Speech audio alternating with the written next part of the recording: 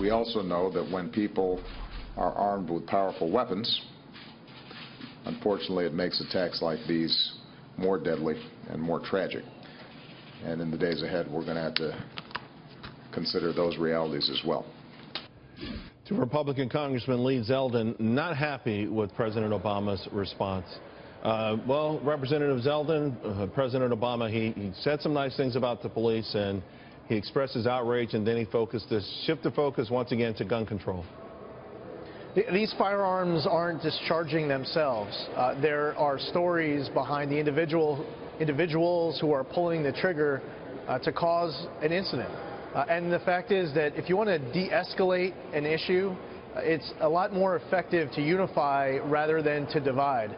And what we've seen consistently, including now, is more of a division that rather than bringing this country together to try to bring law enforcement and civilians together, we see policies and statements come out of this White House, come from this president, that kind of makes both sides, especially those who are against law enforcement, to dig in their heels deeper.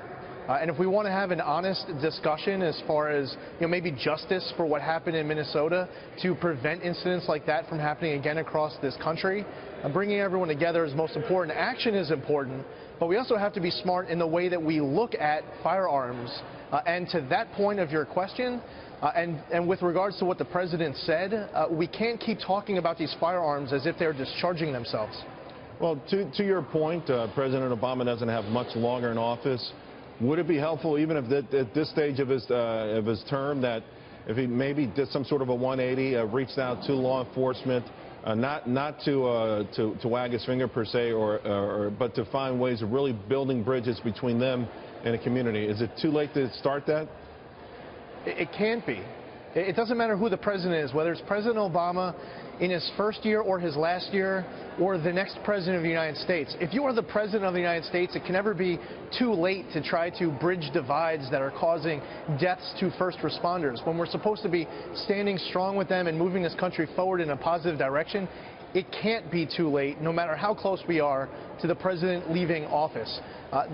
It's really important that going forward, as we're discussing all of these different issues, that if a black police officer is targeting a white victim, or it's a black victim and a white police officer, or the situation is reversed regardless of the color on either side, the policies need to be consistent. Yeah. We can't just see a protest when there's a black victim. I'm with you 100%, and hopefully we're getting closer to that moment. I appreciate you taking the time. Thanks a lot. Thank you.